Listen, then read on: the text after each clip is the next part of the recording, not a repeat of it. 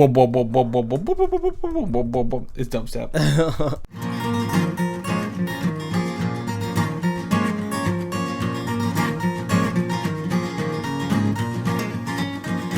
A modern podcast where Chris and Mike talk about TV, movies, superheroes, and everything in between.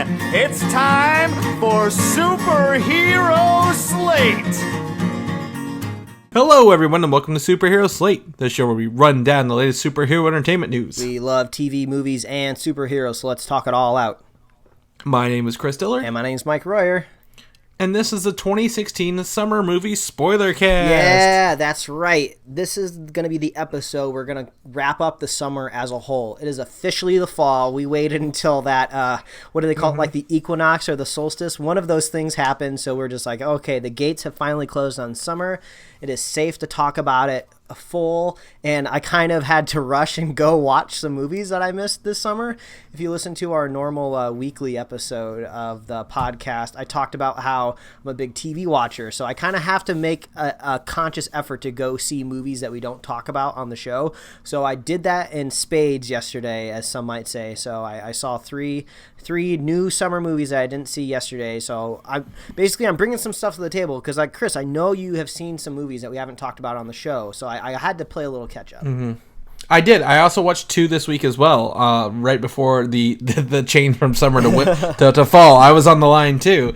But I think this is really important to just, let our summer bodies go, Mike. Yeah. I'm going to start getting ready for our winter bods. Yeah, this is where I think this is where you bulk. This is where you put on your weight and your muscle, and then when the beach season comes back around next year, you start cutting to show them abs that everybody knows that we have, because hey, this is an audio program and they don't know. They don't. That's know. right. But I'm just getting ready for hibernation. Really, that's what I'm shooting for. Hibernation 2016. Yeah, exactly. But we're gonna hit some statistics on this in this episode. We're gonna talk about the top grossing movies of the summer. We're gonna talk about the best reviewed movies of the summer. Some movies on that list I'm sure people haven't even heard of. But also, just a quick rundown real quick. I'm just going to list the movies that we did Spoilercast on. So if you want to hear us talk in depth about these following movies, just head on over to superheroslate.com or just look in our feed and you can see all of these. We talked about Batman vs. Superman.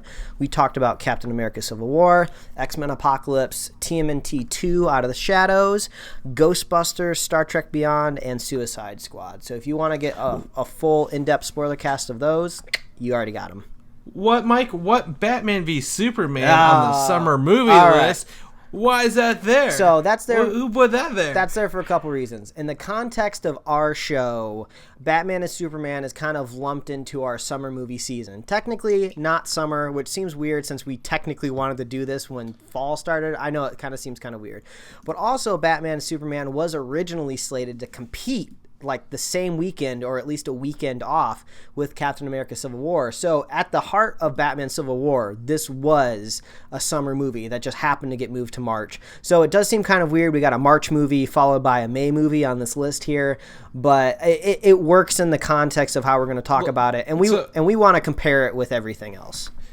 Well, also, I think it's important to know we have an extended edition spoiler cast, which is essentially they released a new movie, a new version of this movie in the middle of July. Yeah, so we did a spoiler cast for that, so it's very recent in our minds as well, because we watched it again against our wills, pretty much, the things we do for our audience. So that is very much on our minds still, very relevant to what we're going to talk about here. Yeah. So spoiler cast, we're not going to go into details about those. We watched them. Yeah. So how do you want to do this, Mike? What is the ideal way? So basically, we have these lists in front of us to refer to, but there's kind of just some questions I wanted to ask you just to get a feel for the summer, so we can kind of get an idea of if we had a good time. I'm a big summer movie person. I love the summer movie season. I think the best memory I have when I was connecting myself to the summer in the past with movies was probably around the time The Dark Knight came out.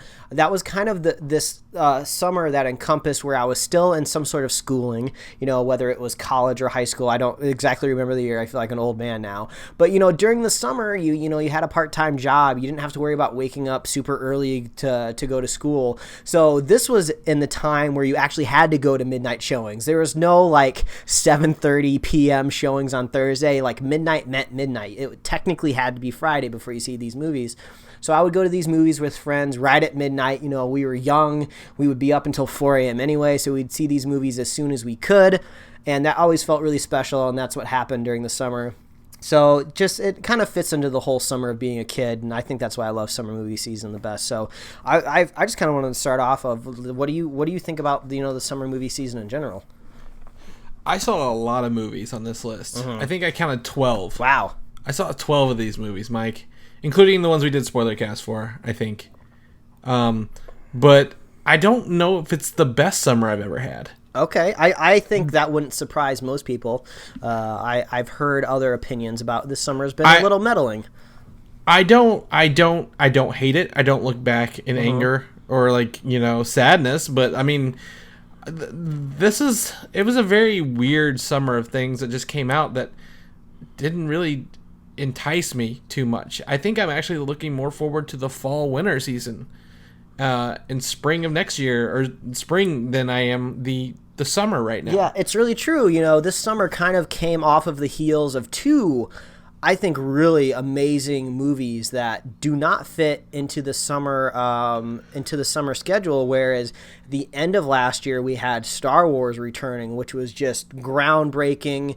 It was new and a throwback at the same time. But it was just Star Wars came back in full force, and it really kind of impacted people very strongly. Made a ton of money.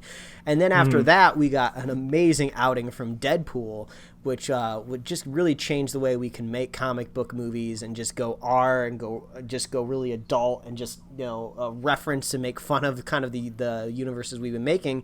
And then kind of we had, hey, don't forget about summer movie season. This is where all the cool movies are supposed to be. It's just like, hey, summer, we had Star Wars and Deadpool. Good luck. We've had really awesome movies already. So we kind of came into the summer already with really good movies under our belt, Right. Yeah. I think I don't know. A lot of these movies I had high hopes for, and they just kind of didn't deliver what I was hoping. No movie changed my life this summer.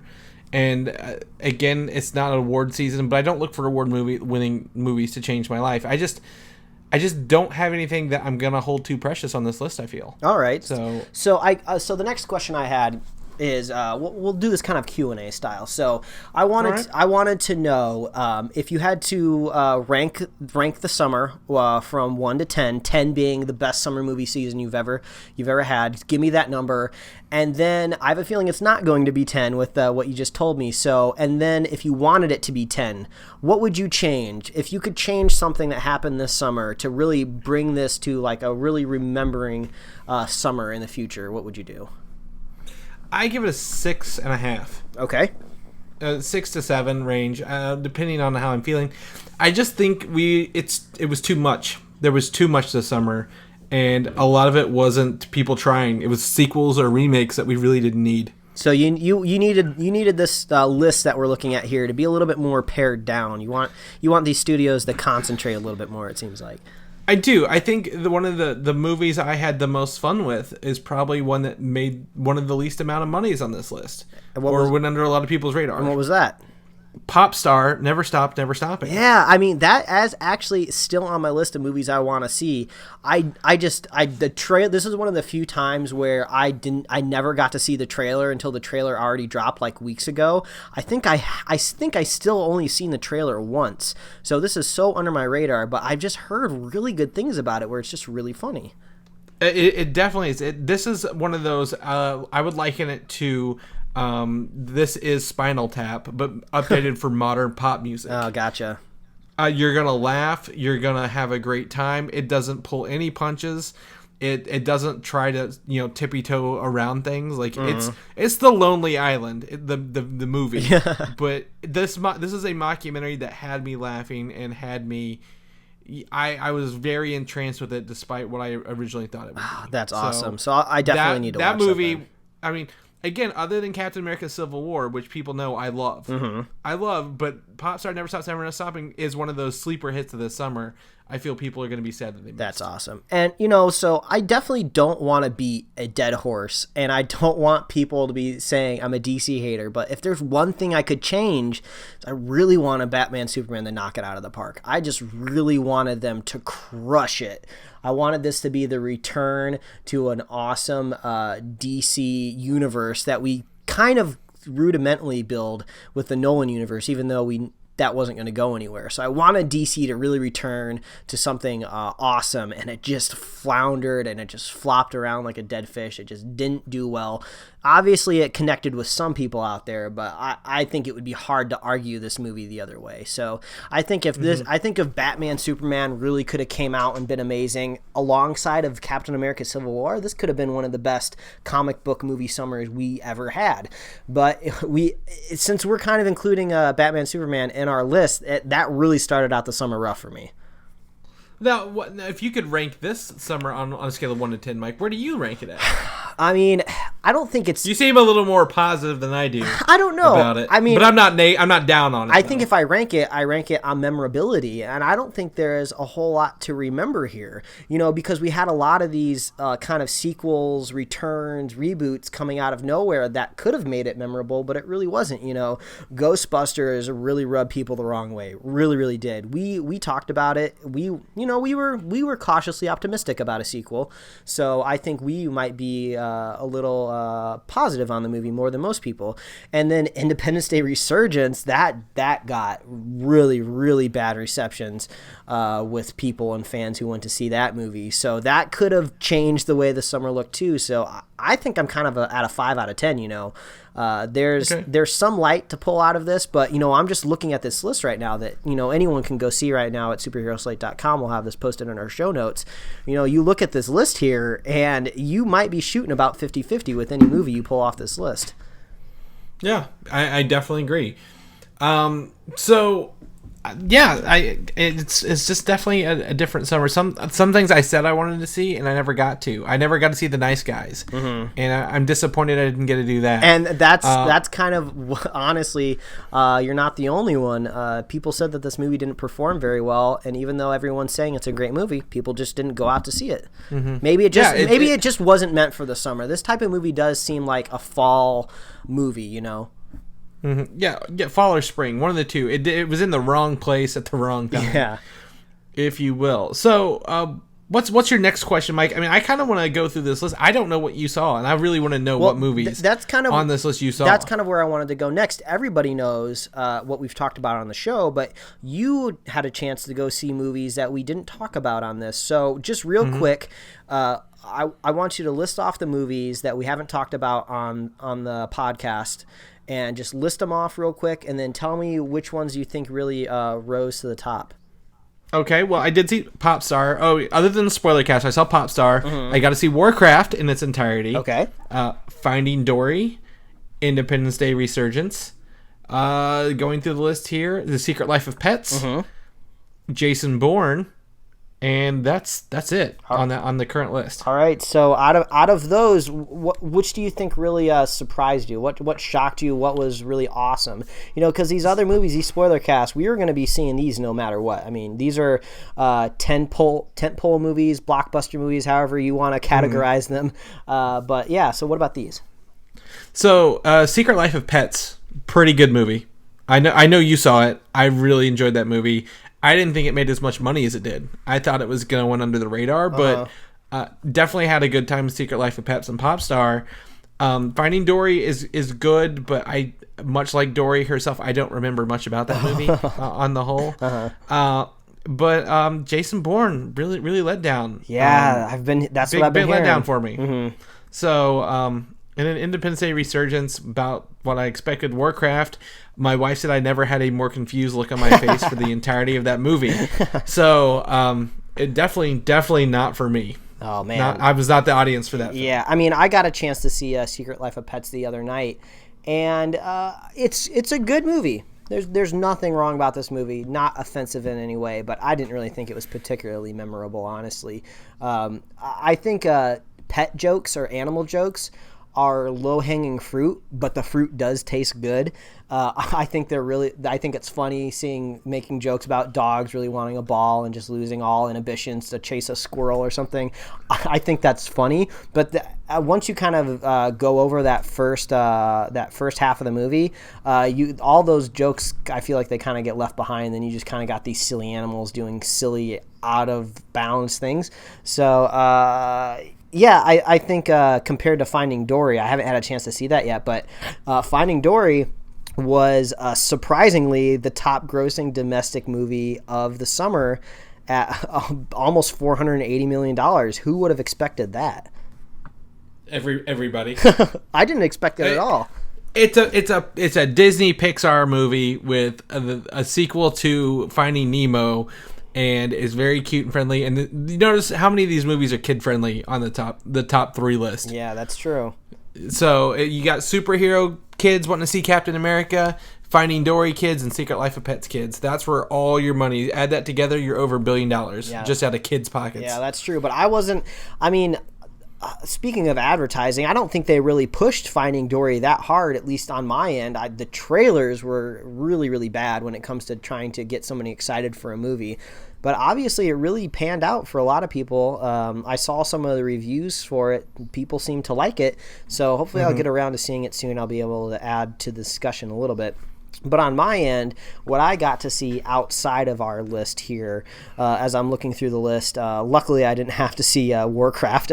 I'm a hard pass. I took one on for the team on that one. Thank you. But I did get to see Swiss Army Man. I got to see Kubo and the Two Strings, Secret Life of Pets. And I'm trying to think if there's anything else. I think that's it. Like I said, TV guy, but Swiss Army Man. Wow, what an interesting experience of a movie. So explain that for the common people, because I don't think this trailer got much outside of like an indie circuit, and I know what it's about, but lay down a general concept. Okay, so if you don't know what's happening here, Paul Dano, I don't remember the name of the character he plays, but it's set up at the beginning of the movie that he's stranded on an island, and he's about to give up. He's about to hang himself just before he sees the body of Daniel Radcliffe wash up on shore. And adventure ensues. As you can see in the trailer, it's not a spoiler. Daniel Radcliffe can do these crazy things, like he can become a jet ski. He can shoot things out of his mouth like a gun or a grappling hook.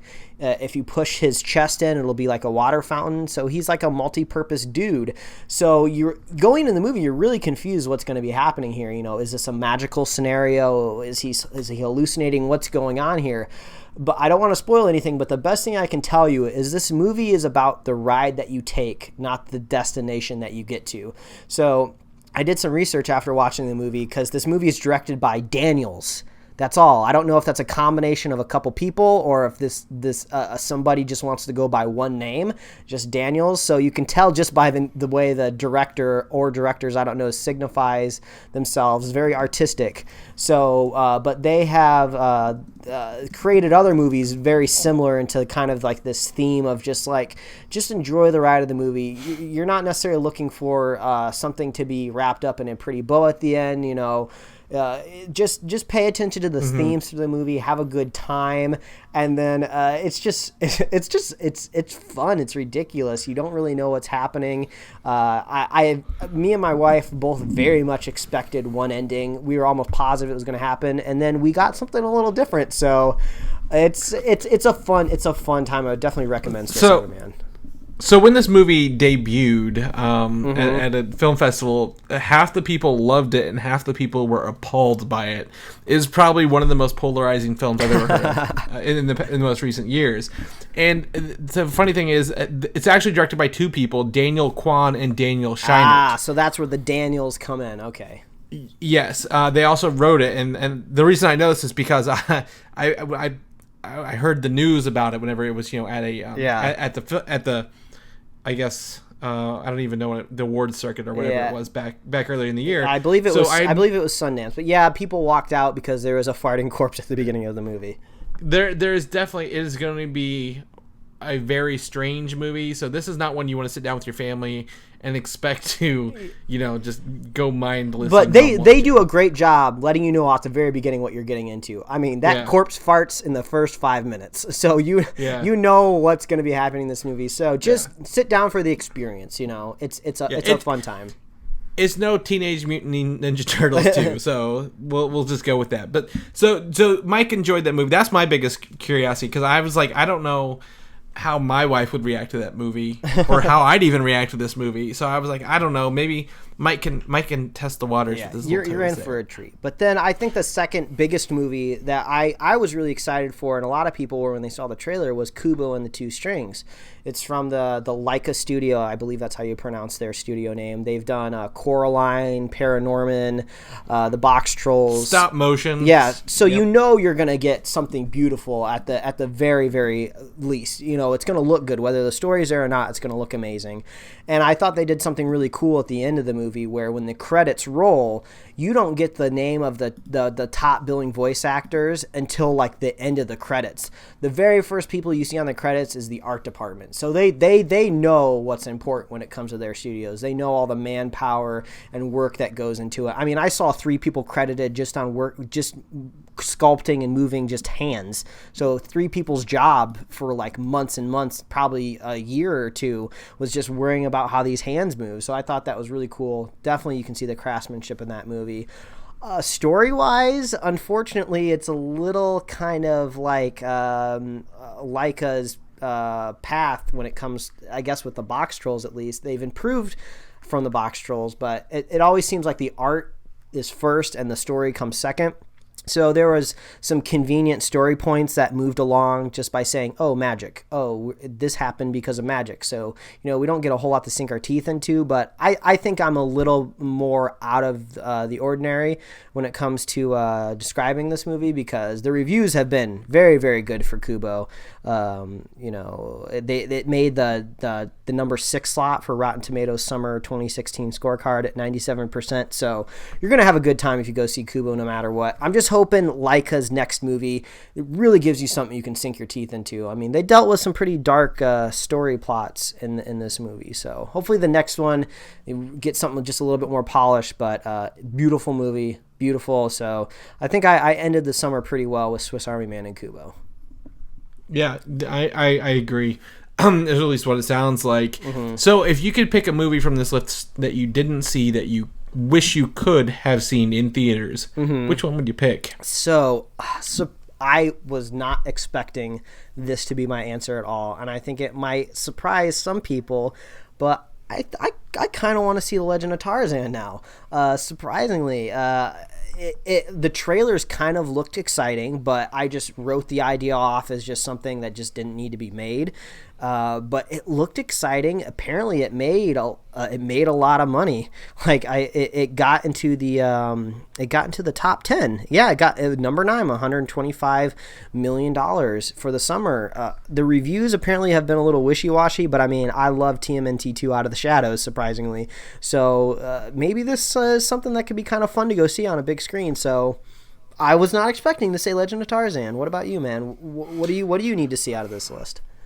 Other than The Nice Guys, I would say I really wanted to see Sausage Party, and I did not get to go see it, and I don't know when I'm going to have the energy to want to watch it again. So well, that's my fear with that. Yeah, the jury's still out for that movie with me. There's a lot of rumors or some speculation circling the production of the movie when it came to the animation studio being pushed and underpaid.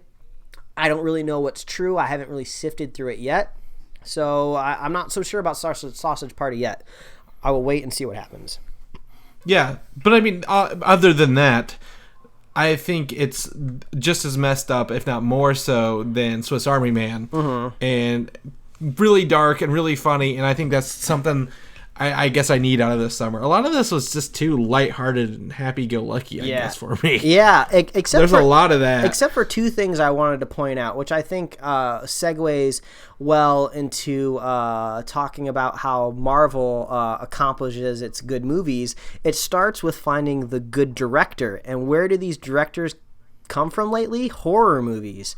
And some of the best performing movies when it comes to the audience has been these horror movies, which would be The Conjuring 2 came out. I heard a lot of people liked it. Horror movies are not my cup of tea necessarily, but I heard that did really, really well. And Lights Out was another one too. So it's kind of... and the Purge election year. Yeah, exactly. So it's kind of crazy to see kind of these horror thriller movies pop up in the summer when they usually seem to be reserved for October, for that kind of Halloween season. So... I think that's pretty impressive, that they can really show up in the summer and just really knock it out of the park when it comes to their realm and genre. And then, Marvel's looking at them like, oh, if they can do these horror movies on these low budgets, let's bring them over to Marvel and see what they can really do. Or I think even some of these other bigger studios are picking up some of these horror directors. So I don't know, maybe I need to start warming up to these horror movies a little bit, because it seems like there's definitely good directing going on, at least over there. Mm-hmm. Yeah. It's not my cup of tea. I'll tell you right now. I just don't care for them. Mm-hmm. I just don't care, because, again, coming from a film production standpoint, I see through the tricks and the horror, seeing through the scares. Yeah. I'm like, I know how they did that now. So that kind of ruined those Paranormal Activity movies for me. Mm-hmm. Once I'm like, I know how they did that. So I guess so.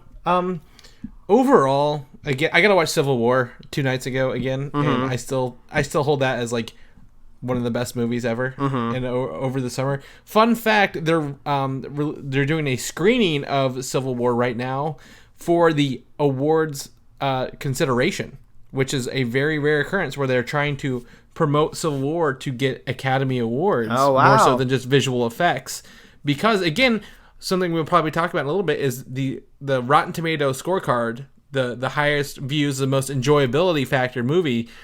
Captain America Civil War is up there with 90%. Yeah, it's there. And they're like, critics like this movie. We think it should be, considered for an award this year. Yeah, I mean, I don't know exactly what category they're going to be thrown into, but I think that would be kind of cool. We've had short discussions about this before. If we thought a superhero movie or a comic book movie is ever going to make it into the Academy's consideration, I think it might take some time. The right director, the right point in time, just the right cross section of luck and just talent. I don't know if the comic book movie is going to be able to escape that special effects category anytime soon, but I think that's cool that they're at least trying. I really appreciate the effort. But if you look at this top 10 scorecard, there's a lot of movies on here that I've never really heard of or I didn't bother to go see, because obviously the scorecard of best movie is not always going to correlate with box office success. But there is one thing I wanted to point out on this top 10 list is number 2, almost number 1 for the summer, is Hunt for the Wilder People, or the Wilder People. The Wilder People at a 98%, and that is directed by Taika Waititi, which we're going to be seeing tackling a Marvel here coming up shortly. So I think that's really, really cool. I think that's a good gauge for what we might be getting with Black Panther. Yeah, so Taika Waititi did What We Do in the Shadows, a movie I recently saw as well, and this was his follow-up, Hunt for the Wilder People. I have it on my computer ready to watch, actually. So it stars Sam Neill from Jurassic Park fame in it, and I'm really excited to kind of see how that goes, and hopefully I agree with this 98% because I want to see Taika Waititi take Thor Ragnarok and just knock it out of the park. Yeah, sorry, I said Black Panther when I meant to say Thor. So he's gonna be tackling Thor for us. He made a great movie in the number 2 slot. I don't know if I'm gonna get around to seeing it anytime soon, but let me know how it is. So I think it's awesome that when you're talking about the realm of summer movies, which I think a lot of people like to equate with just eating popcorn, popcorn flicks, you're going to get all your Academy Award winning directors at the end of the year when they push for the Academy. It's just like, no, they can definitely make a push over there for the summer. So yeah. I think that's great, and I'm looking forward to the next summer movie season. But like you said, winter, fall is the next thing coming up for us, and we got some great movies still in store for us for 2016. Possibly record-breaking films. Yeah. We're looking at another Marvel film, Doctor Strange, with the origin story. We're looking at a next Harry Potter film. Yes, we haven't seen a Harry Potter film in 5 years. We're getting the Fantastic Beasts and where we might find them. Exactly. And lastly, Star Wars Rogue One, the first Star Wars spin-off movie, an experiment, if you will, that's looking and sounding pretty good right about now. Mm-hmm. I mean, you got 3. Again, if we talk about, there are summer blockbusters and summer tentpoles.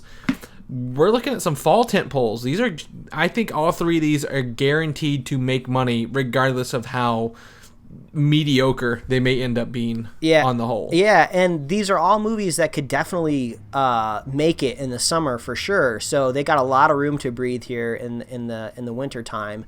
So I think they're very safe bets. So I think that means going into the winter movie season, we have fewer movies, but we know what we're getting. We're pretty positive is going to be good. So I think that's just a great way to wrap up the summer. We had a wealth of things to watch, and I think we both agree it could have been a little bit better, but Captain America: Civil War definitely rose to the top. We had some surprises mixed in there with Swiss Army Man. You enjoyed Secret Life of Pets. We really and Popstar. Popstar. We need to go see The Nice Guys still. We really got to go see The Nice Guys. So we got another summer in the bag. We were working hard this summer. I definitely think this is a situation in the summer where the movies were our eyes were bigger than our stomachs, so to speak. We wanted to watch so much. We did. We sat through Independence Day Resurgence. Who the hell were we kidding when we did that? But I think, I watched as many as I could, but I just never got full. So I don't know. If I was looking for an analogy, that's how I'd use it. Well, it works. It works. Yeah. So if you guys want to tell us what movies you thought you liked over this summer or thought you hated this summer, let us know. Email us superheroslate@gmail.com. Tweet at us. Facebook us. However you want to do it. Let us know. I want to know what you guys like this summer. Mm-hmm. Mike probably doesn't. He's a jerk. No, I'm kidding. I'm kidding. But in the meantime, Mike, if people want to know when you're going to see The Nice Guys or maybe some of these other fall movies or maybe even some of these horror movies you're harping on, where can they do that at? Well, when I'm not busy watching Luke Cage coming up here in a week, you can follow me at Mike Royer Design on Twitter and Instagram, and you could read my webcomics at pickledcomics.com. Chris, you got a whole nother podcast out there in the wild where you're talking about all sorts of movies, not just summer movies, just film in general. If people want to see where that's happening, if they want to follow you and see all that great stuff you're doing, where can they get that? Yes, you can find that new podcast. It's called Filmside Chats, filmsidechats.com, or on iTunes. We're on iTunes now. 2 of our 3 episodes. The third one is getting ready to be posted. So we talk about movies. Me and my friend Patrick sit down and talk about films. We both went to film school, so it's a little more not comic book movies. So definitely, if you guys want to hear that, check that out. Give us some feedback. We want to know what you guys want. It's still an experimental kind of thing. Also, you can find me on comicui.com and Twitter at Valdan, VALDAN. And that's our summer wrap up in a nutshell, man. It's hard to believe we were able to cover the whole summer in 30 minutes. Yeah, I mean, that's the summer wrap up, as Liz Lemon would say in my favorite TV show, 30 Rock. But if you want to get more of Superhero Slate, you can visit us at superheroslate.com. That is the best place you can find all the places we host the show and get these show notes. If you kind of want to get a comprehensive list of kind of the big hitters that came out this summer, head on over there and you can get a nice list of what we saw in the top grossing domestic and the Rotten Tomatoes summer scorecard. And if you want to check out the show, you can find us on iTunes, YouTube, Google Play Music, SoundCloud, Stitcher, Tumblr. Subscribe and get us right in your email inbox. And you can like us on Facebook and follow us on Twitter. If you're a fan of the show, please consider leaving us a review where you listen. That helps us get in front of some fresh earlobes where people are listening to us wirelessly on their possibly wireless earbuds, whatever they're called now. I don't know what technology is. And my headphones are wireless right now. You watch yourself. And also if you want to be a super fan of Superhero Slate, just share the show with a friend, share the show with a buddy, and we will be here every week talking about the best stuff in comic book entertainment and superhero entertainment. So that's another week. Stay tuned, and we'll see you guys next week. Yes, we'll catch you later, guys. See you. Bye. Thanks for listening, and don't forget to subscribe. If you don't know Jurassic Park, you don't know shit.